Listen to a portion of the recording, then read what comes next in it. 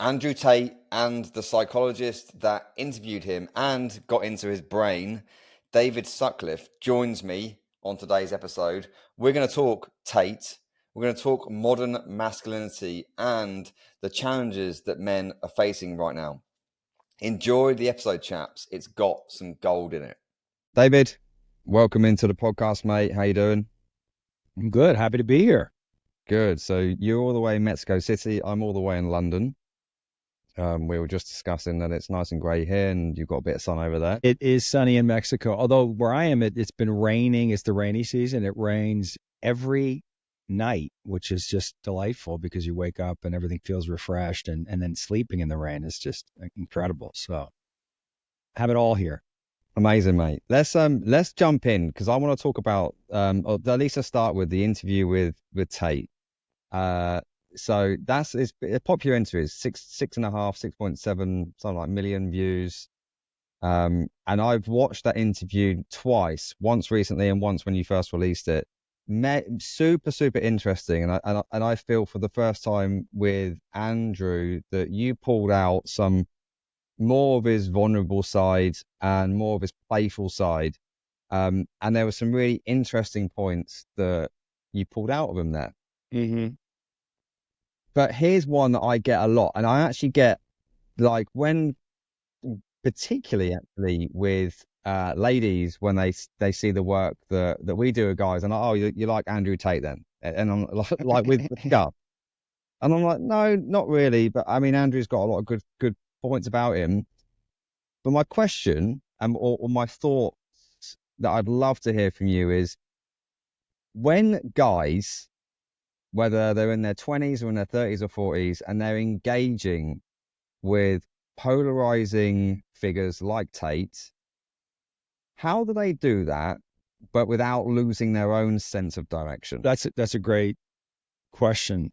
Listen, I don't think anybody should adopt another man as their guru. I think it's important to take information from all kinds of people, and Tate certainly has a lot of very interesting things to say. He has a powerful message, and he's got his own perspective, his own point of view that may not be right for everybody. So I think it's important to listen to yourself. I mean, ultimately, all self-development should be about learning to trust yourself, about learning to know yourself, understanding what you want, how you relate to the world, what it is that you want to give, where you're oriented. If you're following some protocol, somebody else's thing, like even with Andrew Huberman and all the information that he comes, this is the optimal morning routine. I think, and I say this to all my clients, you have to find your own way. I mean, that's what empowerment truly is. Like, you have to find your own way. You have to navigate it for yourself. So it's important to take information from all kinds of people, but ultimately develop your own thing. So that's a hard thing to do when you're young and you're vulnerable and you don't know what the hell is going on. And maybe you grew up without a father, and then you see somebody like Tate come along and he's got such a powerful message and he's so emphatic about it and persuasive. It's easy to get hooked into that. And there's some danger in that, certainly. And I think that's why people are critical of Tate. I don't think you should follow anybody blindly, and that's the message that I'm trying to articulate to people. Even, when I'm working with them, it's like, here's what I have to say, take it or leave it, take what's useful, throw away the rest. So yeah, I mean, that's all I would say about that, I think.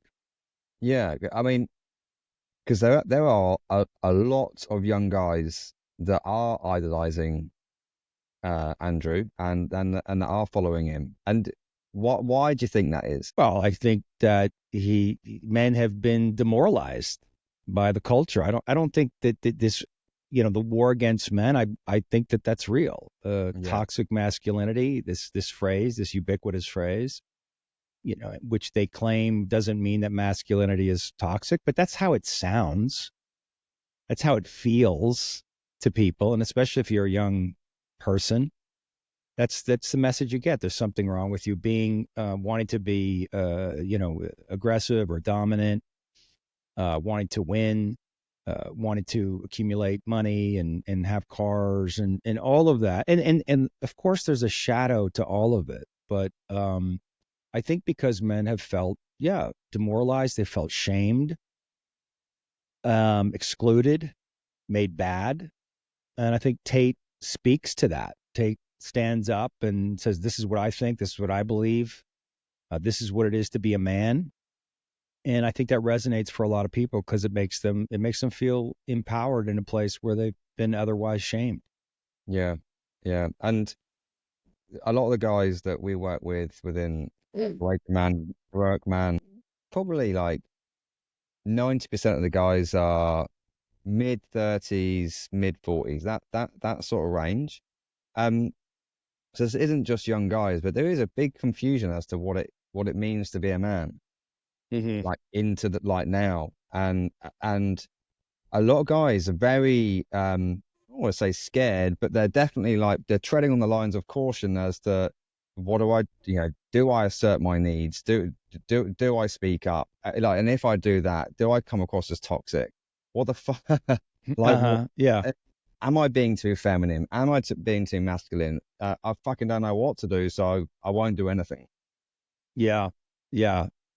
And again, I understand that it is confusing times. If you think about whatever 50 years ago and beyond, men's role in the culture and the family was really clear and obvious: provide and protect, and that was it.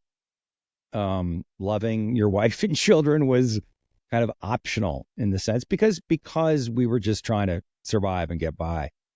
And now that we're in a different phase of development, a different evolution of society, and women are out in the workforce and taking their place. I think a lot of men, and myself included, it's like, well, what am I doing? What is my role if I'm not providing and protecting for my woman, for my family? What am I actually doing here? And I think it becomes very confusing. And I think as I said, I think there's been a lot of negative pushback against men. And listen, in some ways for good reason. Men have abused their power, Yeah. but I think that the patriarchy, quote unquote, the patriarchy, is just the natural order of things. And people don't like to talk about that. They don't want to admit that. But I don't know too many women that don't truly want to be led by a man. That's where most of them, not all, feel most comfortable, most relaxed, most free.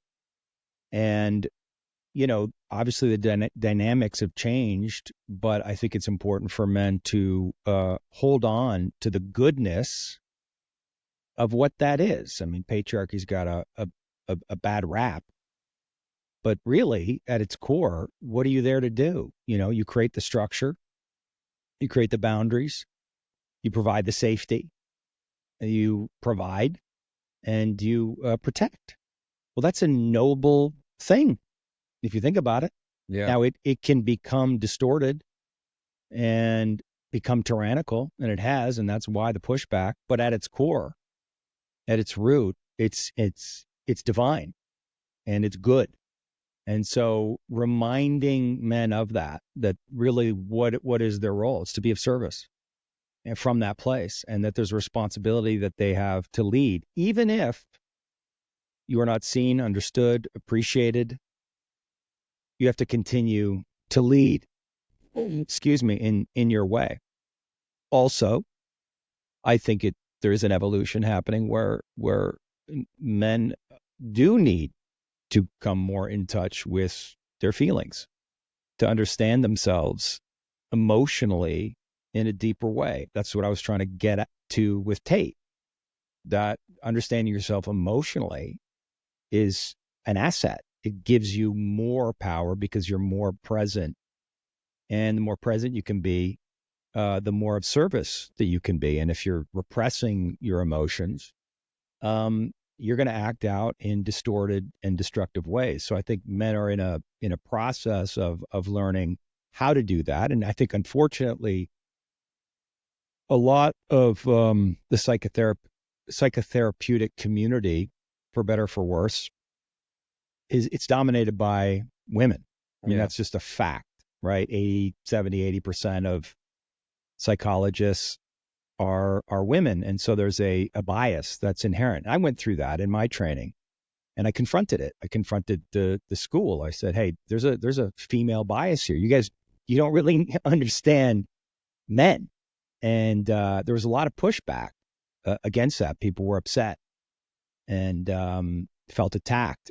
And but in the end, they started to understand that I was actually right, that I had a point. And of course, and if you have if one industry is dominated by men, there's going to be a masculine bias, and an industry that's dominated by women, there's going to be a feminine bias. That's just that's fine. But so I think it's important that more and more men like yourself are getting involved in these spaces and bringing their perspective forward and sharing that and also claiming their authority.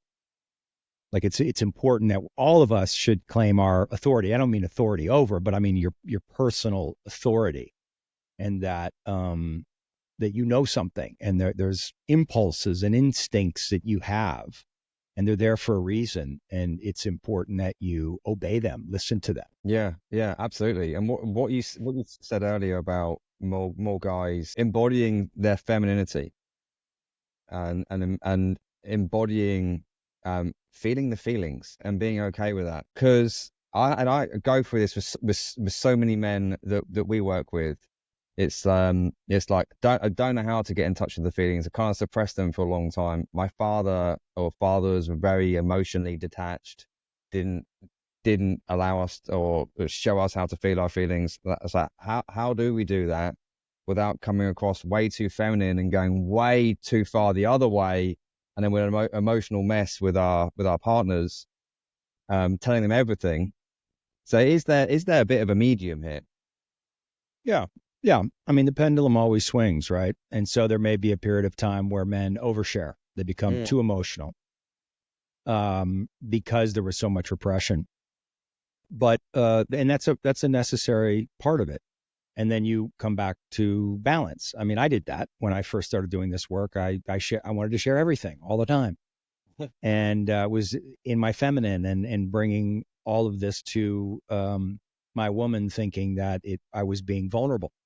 And it wasn't until later that I realized that that's not the right place to share. That's my feelings and emotions, that I need to do that with other men. And I think it's important that we stay present with our woman, but we have to be discerning about what it is that we share and when.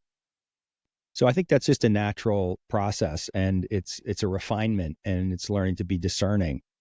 But in general, I think it's really important that men have spaces where they can express themselves. And because there's a little boy inside every man who was hurt, who was afraid, who is angry because of the circumstances. We all got to some degree wounded or traumatized through our childhoods. That's just the nature of life. And it's important that those feelings are acknowledged, known within us, and not shamed, not judged, not made bad or weak.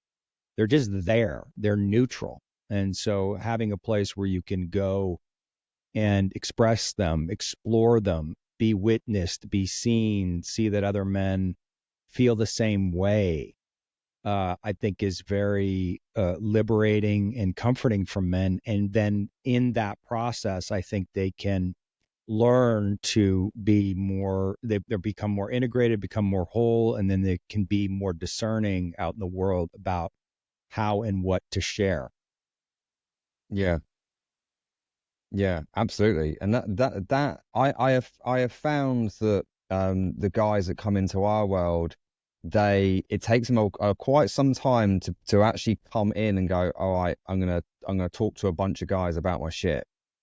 Most guys, but on the outside going, now that looks like some type of fucking cult, and that Yeah. so, you don't want to get involved with that. I'll just keep it locked up. But actually, once they are in, it all comes out. There's loads and loads of sharing. There's 20, 30 plus years of shame and guilt and fear and all the stuff that comes up. Yeah. Yeah. I mean, men and women, but we're talking about men, are all of us are walking around with all the things you just said: shame and fear and rage. And that's rage is probably, well, shame is really at the core of all of it. But when I'm working with men, usually the place I start is with their anger, with their rage, to give them a space to be able to express that fully. Which is usually, sometimes it's righteous rage, and but sometimes it's it's masking their pain, masking their fear, and allowing themselves to express that fully in a room full of men where there's a container for it, where it can be held. Yeah. Because I think a lot of people feel, myself included, when I started with this work, if I let out everything that's inside me, I don't know, I could burn down a city block. Like it can't be contained. It's so big, or it might destroy me. I don't know what I could do. I'll lose control. I'll do something harmful. I'll spin into madness. Something terrible will happen. And so it's important for men to realize that their anger and their rage can be held, it can be contained, and that actually, when it's expressed in a way that's grounded and present, it actually brings more aliveness into the space. And I think once men go through that process, they're better able to express their anger and their aggression in healthy ways, because anger is not is necessary. There's a reason that we are wired that way for anger. Sometimes anger is an absolutely appropriate response to what's happening in the environment, but you want to be able to express that anger cleanly, with intention, and integrated and grounded, and that in that place it can land. But if it's mixed up with all of our shame and our resentment and our pain, that's where it does harm. Yeah. When you're talking about expressing anger in a container or expressing rage, are you talking more on along the lines of like somatic embodiment practices within therapy? Yes, I'm a somatic practitioner, trained in core energetics, and we use different tools to help people express things physically, because exactly what you said earlier. It's like, how the hell do I feel my feelings? They're been stuck in there forever. And so using movement really expedites the process. So we have like big foam blocks and batakas that we hit with, or boxing gloves and punching pads and all different kinds of things, or we create different psychodramas so that people can get these feelings out, because it's hard to just stand there and feel your anger. But once you start hitting something, Yeah. the movement of the body releases energy, and it becomes harder to control the feelings, which is the intention of it. It's you want when you begin to feel, you have to lose control. Which is There's no well, way guy. around it. You cannot heal, you cannot feel without losing control. You have to surrender. And if you spend a lifetime repressing your feelings, judging your feelings, shaming your feelings, that's going to be a real edge. And so these physical tools, they help expedite the process, and it works. It works. Yeah. All the men who come to my workshop, it's like they all want to get up and hit the block. I mean, they're terrified to, but they can feel the goodness and the rightness of it, Yeah. and once it starts flowing, it just keeps going. And what inevitably happens is, if they go all the way into it, right, and that energy is discharged, then it takes them to their pain. And just for clarification for the guys listening, earlier on you talked about the psychotherapist movement, 80% of it being female, and so the modalities are very feminine. What you're talking about here, this more like somatic, energetic. Would you say this is more of a masculine way to practice therapy? No, no. Women have just as much aggression as men, and they're carrying just as much rage.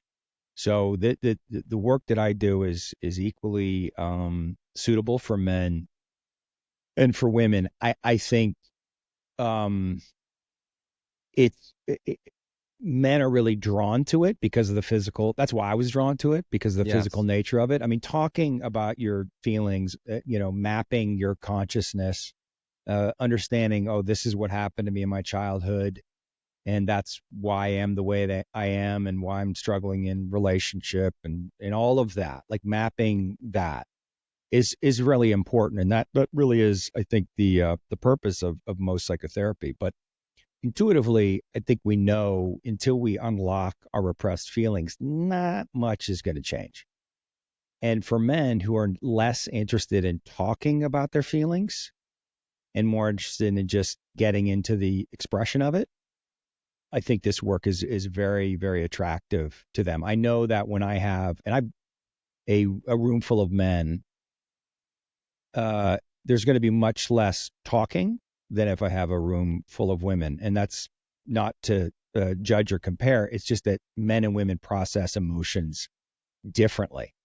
And so there's a liberation when men can get into a space with just men and allow themselves to feel all of this, shadow material, and which they may not do in the presence of women. It doesn't feel safe for them to express that in the presence of women. Yeah. Yeah. And yeah, talk about somatic work and embodiment work and energetic work. 'Cause I too, I've gone through plenty of that and found it extremely beneficial. Like the talking side has been good, like you said, just to map and understand, but to actually get it out of my body. Right. The somatic work, like very, very good for me. And what you said earlier about control and letting go. And I see this with a lot of guys, and this has probably been my biggest work this year. Actually, is just surrendering more to life, not just not just in somatic work, but just life as a whole. Just surrendering to what's going on, right? And just not trying to control everything, including the shit weather that we got in London right now. What would you say to, because actually what Tate talks about, going back to his interview, he does talk about control, that like it seems as though he likes to control a lot. He Mm-hmm. likes that certainty of I am in control. Mm-hmm. But what we're talking about here is also the element of surrender and let go. Like, is there a happy medium there? Well, he's not in control, is he? No, well, no, he's It's taking an a turn. illusion. It's an illusion.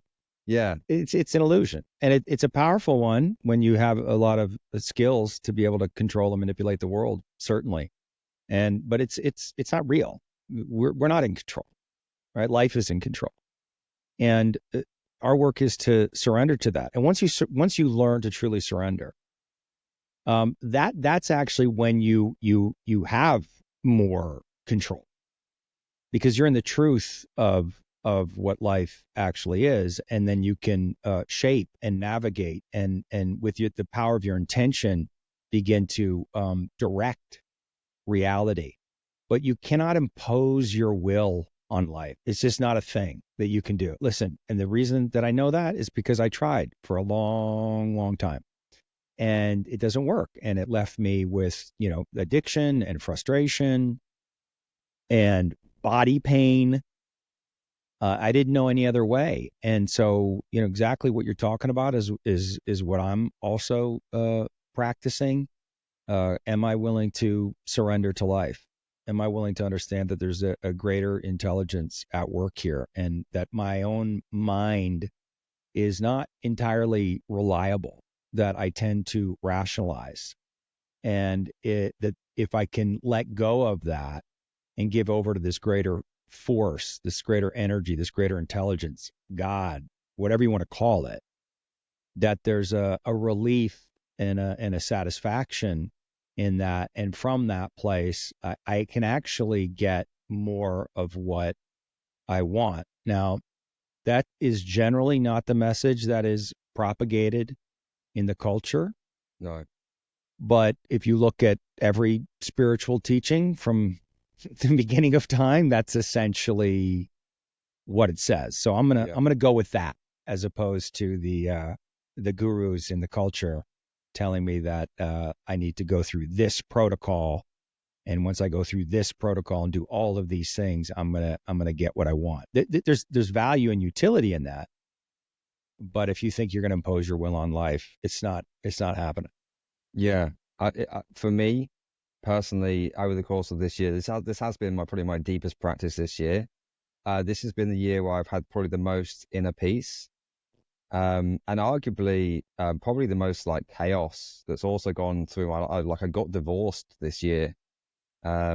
Like I moved into a completely different location. I moved house, and like so. There's been loads of chaos, yet I've had the most inner peace, Mm-hmm. and I absolutely put that down to the just surrendering to whatever's going to go on, and just let go of that rather than control. Absolutely, I've got intent. Like there's Sure. intention to where I want to go, and I will point towards that. But where does that intention come from, right? That's the question. Like what why do I want to do what I want to do? Where does that come from? I don't know. I don't know why I want to do what I want to do. I make up reasons for it. Oh, it's because of this and this and this, but I actually don't know Hmm. truly. And if I am I willing to give over to that? Am I willing to give over to the mystery? If I'm willing to give over that my ideas and my impulses that want to come through me and the direction I want to go in my life is actually it's something else, something greater than me, and I can surrender to that as opposed to surrendering to my own mind and my own ego. My intentions, I want them to be aligned with the deepest part of myself, not with my ego. And I feel like when they are, then I'm in the flow, right? I'm aligned, and then things just happen magically. I mean, this is the feminine imperative. Like, Yeah. just do it. Okay, that's good. I get it. It feels good. I'm gonna get up. I'm gonna go work out. I'm gonna push myself. That's necessary. The masculine is important. But what if I just allow? What if I let it come to me? Because if I'm honest with myself, almost all, yes, the discipline that I've shown in my life and taking care of myself and doing all the things, that's a part of it. But if I'm honest with myself, all the good things in my life somehow came to me. I Hmm. got an email out of nowhere, or this, when I was an actor, this audition, and just at the right time, that there's a magic to life if we surrender to. Yeah. Do you know, I'd never thought about that before. What you just said a minute ago about, yes, you have intent, but where's the intent coming from? Never. It's like it's like just going a little bit deeper on that intent. That, yeah, absolutely, that is the magic. Because I hadn't thought about where that intent is coming from. Yeah, that's the mystery. Yeah, it's all a mystery. We don't know. We don't know anything. We don't know why we're here. We don't know what this is. We think we know, and we have science and philosophy in a way to try to understand life, but they're all just stories. They're all narratives that we use to comfort us. And I'm not saying that they're not true. They're directionally true, but it's we live in the for lack of a better term, we live in the simulation, right? We live in the narrative, but there's something underneath that's driving all this, right? There's a kind of, like as I said earlier, an intelligence, an energy that's beyond us, and we touch into it at different moments. Like the point I made to Tate in the interview. It's like when you're boxing, when you're totally dissolved into the moment, there's a kind of intelligence that wakes up inside you, and you know what to do. You miss the punch, by just a fraction of an inch, but you don't know why. You don't know where that instinct is coming from, and that intelligence of the body, of the spirit, is available to us at all time. And so really my work and where I'm at now, it's about that. Like, how do I connect to that? How do I connect to flow? How do I surrender my own mind and fear and the control mechanisms and the need to understand, the need to know everything, and let go into the mystery and let that mystery unfold? It's also it isn't doesn't that sound more interesting? It doesn't sound more exciting? Like, Absolutely. for me, it's scarier, definitely scarier, But to me, it's more exciting and more interesting to live that way. David, you're the second person that I've spoken to today. I did another podcast interview earlier.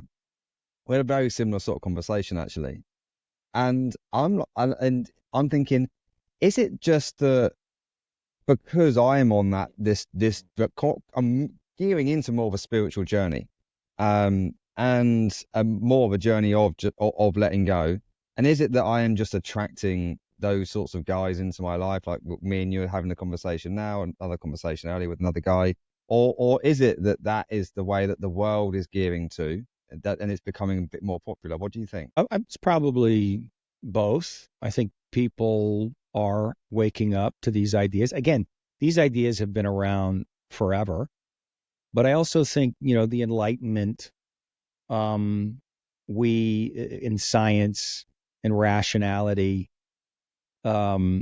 which was great, which was important. I think we threw out a lot of this more feminine way of existing. Yeah. We threw out the intuition and God, really. I mean, more and more people are coming back to God in some way, wanting to connect to their spirituality. Why? Because they can, just like your story, they feel unfulfilled, right? They're a slave to their own ego, and then they hit a roadblock. They get what they want. They get the ego gratification. They get the money, they get the cars, they get the nice girl, all of that.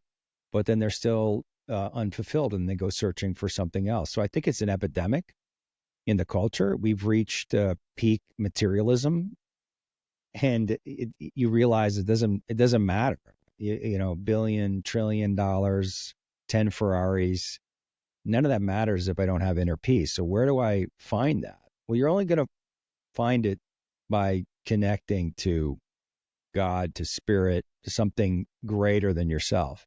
And so I think that's why so many people are talking about this right now, and that we can see in the world what happens when you are disconnected from spirit. You are a slave to your ego, and that ego ultimately will seek to destroy and control and manipulate out of fear. Yeah. Yeah. Where's fear useful for us, like as guys? I mean, obviously we have an instinct for fear. You see a lion, and that fear response kicks in, and you have a physiological response, and you can run faster and are stronger, and your reflexes become attuned. All of that is really, really good. So I think we should pay attention to our fear always, but we want to be discerning about, where it's coming from. I mean, for me, fear is at the root of all our self-destructive tendencies. Yeah. Because again, we tend to underestimate the impact that our childhood had on us. It's very hard to take ourselves back as men and remember what it was like to be a young, vulnerable, open, helpless little boy. Most of us have had to be cut off from all of that. And most of us did not get the nurturance, attention, care, protection, understanding that we needed. And so many of us cut off from those vulnerable feelings. And when your father, say, is not present for you, whether that's physically or otherwise, you can't feel the father. Well, you're not going to feel safe. And I think a lot of us grow up, I know I did, with a lot of fear. I was scared all the fucking time. And I had to, obviously what could I do with that fear? I had to disassociate from it, right? I can't live in that perpetual state. But the truth is, I think most men are afraid a lot of the time. Yeah. I mean, that was the first thing that happened in the Tate interview. It's just, I really pressed him. He's like, I'm having these nightmares, and that's fear. It's like, yeah, it's fear. And he landed in that. Like he admitted that he was fear, and then he immediately turned it into, well, fear is good. I use fear and I want to be afraid, which was okay. He's very good at rationalizing everything. But the truth is, what he admitted is, yeah, he's afraid. Jail was fucking scary. That growing up with a father, that the kind of father that he had was scary. And what I was trying to demonstrate to him is that, hey, man, that fear may be still locked in your body and may be influencing the way that you see the world in a Yeah. way that's not useful for you. Yeah. Because it's like Tate is very good at self-deluding himself. And most of us are. Yeah. Yeah. Oh, for sure. Oh, Yeah, I know I yeah, am. yeah. I know. Yeah, I know I am he's too. just very he's just very persuasive. He's a master of language. Yeah, but also, yeah, absolutely. But him like using his fear in a way that increases his capabilities. Sure. Whereas I think for a lot of guys, it will diminish capabilities. Yeah. Well, listen, what if your fear is repressed, if you're not aware of it, if you're not willing to make contact with it, if you shame it in some way, what happens is you end up taking actions in the world to unconsciously avoid situations where that fear may be provoked. Yeah. And so you are limiting yourself. You don't know that you're doing that because the mind will rationalize. This goes back to intention. Well, this is what I want. Well, why do you want that? That's a very powerful question to ask somebody, like really at the root, why do you want that? And so fear causes us to move towards certain things and move away from other things that is not always in our best interest. And so I think we want to cop to our fear. I mean, anxiety and self-sabotage, I just reframe it with my clients. It's like, okay, it's just fear. Forget about the story. Forget about the diagnosis of it. Like you have fear. That's why you're self-sabotaging. You're procrastinating because you're afraid. What are you afraid of and why? And does that point to something back in your childhood? Was there a moment where you got shamed or humiliated or you weren't seen? And are you afraid of putting yourself out there in some way? Are you afraid of what other people are going to see? And those fears are they're irrational, of course. So we tend to minimize them, but they're not irrational to the little boy who No. had to repress those feelings. And until we make contact with that scared little boy and take his hand and with an incredible amount of patience and compassion and sort of lead him back into reality, into the world, and show him that, hey, you don't have to be scared anymore. You're not a little boy. I'm with you. I'm an adult. I can handle this. We're okay. Whatever you're afraid of is you're going to survive it. It's going to be okay. But that is not how they feel. So uh, getting in touch, making contact with our fear, acknowledging it is crucial. It's absolutely crucial. Otherwise, we're stuck. We're gonna act out. We're gonna Yeah. delude ourselves. Yeah. There's no way you're actualizing your potential with so much fear. Okay.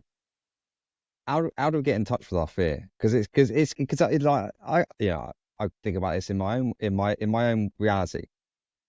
Even just as simple as go and talk to a hot girl. Mm-hmm. Intent, go and do that, and then something comes up. No, don't go and do that. Yeah. We're And you make going up to a do that. reason, and she's probably a bitch. She's got Yeah, a yeah, yeah. boyfriend. Yeah. We'll do it tomorrow. Yeah. Right, actually, at its core, it's because of some form of fear, rejection Mm-hmm. because of afraid of X, and Yeah. so on. So this happens in every walk of life. How do Yeah. we get in touch with it? Well, you have to acknowledge it. So you have to stop rationalizing. You have to notice your mind's ability to rationalize. Exactly what we talked about. There's a pretty girl. I want to talk to her. And then immediately when I have that impulse, my mind can go to, well, she's, hot girls are usually bitches, or she's got a boyfriend, or I'm going to, but it's really just a fear of rejection.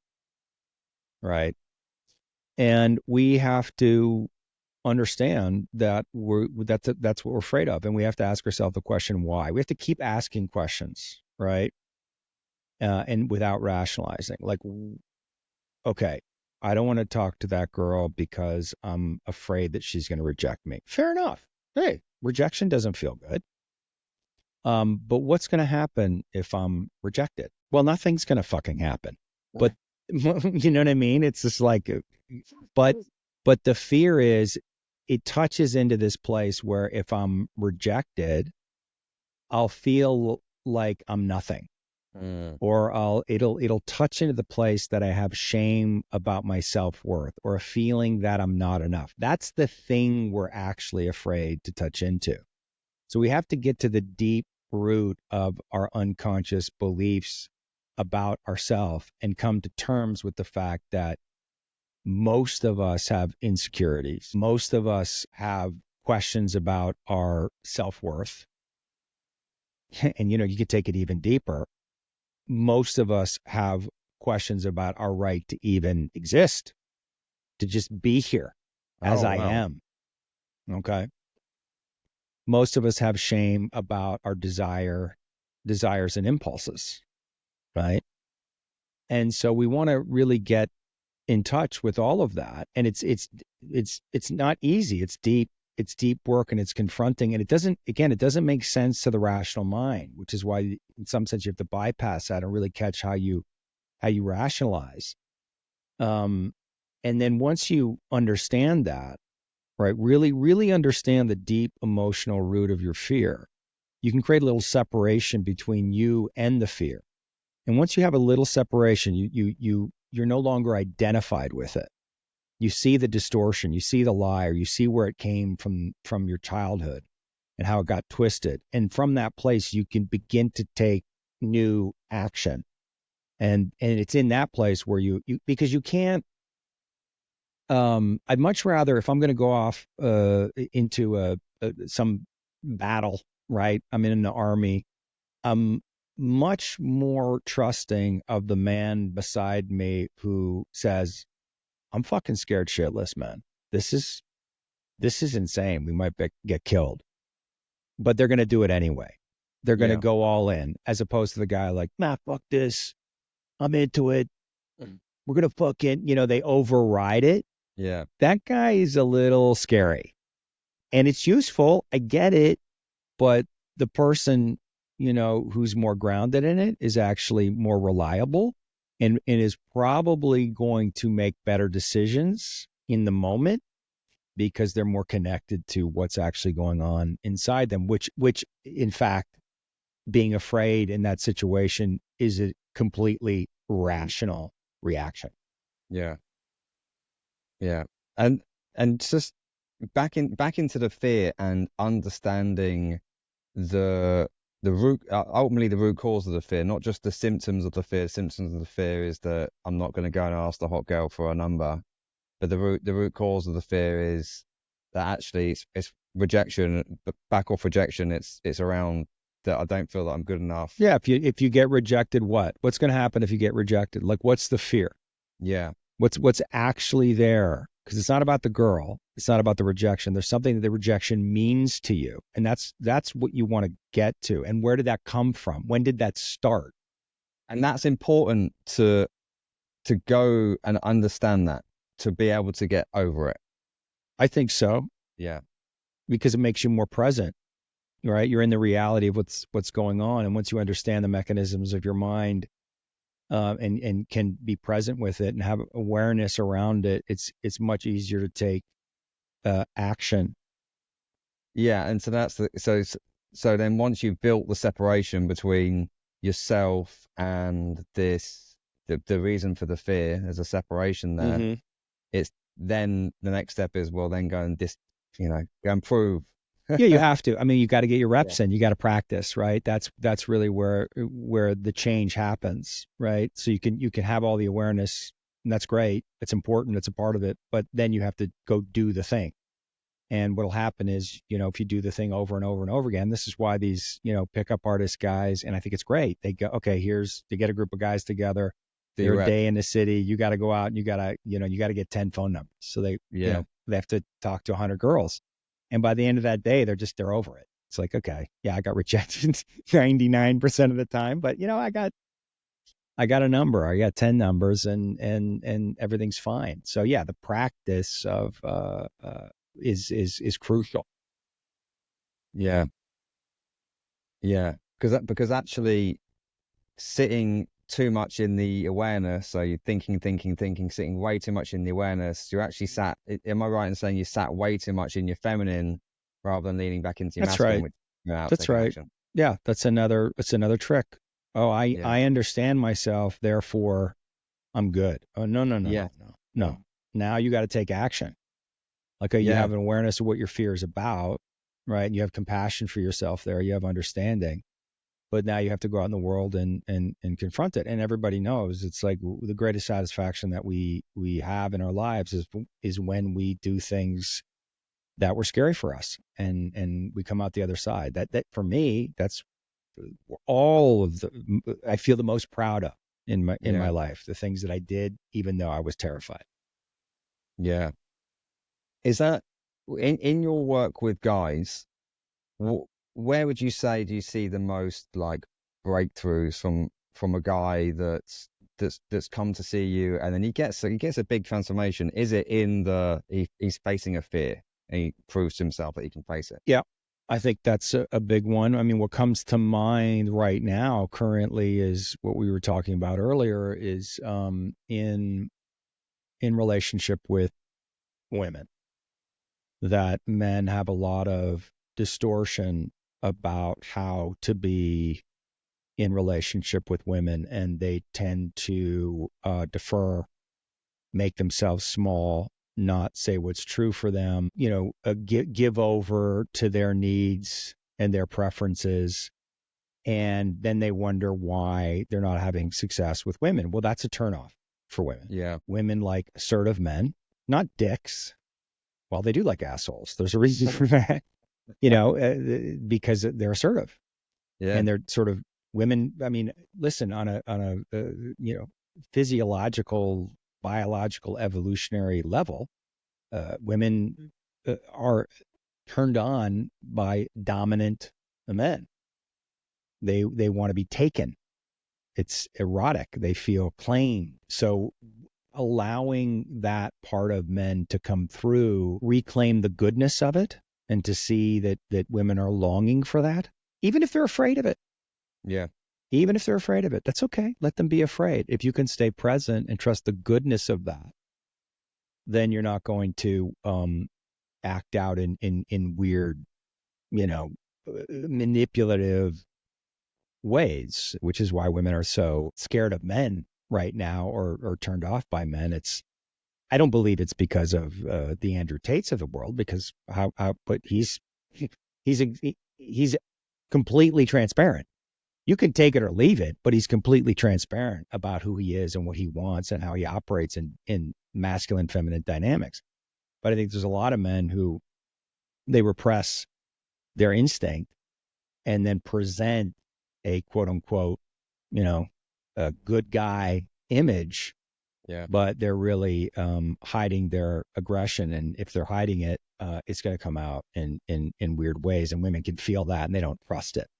Yeah. Yeah. Or it can be passive aggressive and controlling in its own ways. Right. Yeah, yeah, yeah. I think that makes a lot of sense. I could probably mimic the same thing in the guys that come into our world. Is that when they start, even if it's just setting a couple of boundaries, that they just grow in their masculinity, and Yeah. and they get a lot from that. Yeah. It's like, hey, dude, it's okay. It's okay to say no. It's okay, man. You can say no, and it's cool. Yeah. You can have, have all of yourself, be fully expressed, let it out. And, for me, like even in my own relationship, but in any relationship, the, the what's the word I want? The problems occur when people are holding back. So a little internet connection. Welcome to Mexico. Welcome. Yeah, yeah. David, thank you so much for coming on, man. I appreciate your thoughts and your insights, especially the ones that are just on fear there. like there were some good insights there for me personally. Appreciate that, mate. Yeah, no, thanks for having me. I really appreciate the conversation. Great questions, and glad you're doing the work that you're doing, and I'm sure you're helping a lot of men. Yeah. Thank you, man. And I know the guys listening to it will get a lot out of it. Fantastic. Cheers, David. Cheers. Team, before you go, if you're not following us already, can you give us a follow on Instagram? The handle is at Heroic Man Official. Two things on there. Number one, the link in our bio has all the information on our next meetups, next events, and there's a number of trainings in it too. The second thing is, if you give us a follow, then shoot us a message. We will send you a free training on the 4 core archetypes that every man must master to succeed in this modern Western world. That's it from me. I'll see you on the next episode after you've given us a follow. Cheers, men. See you then.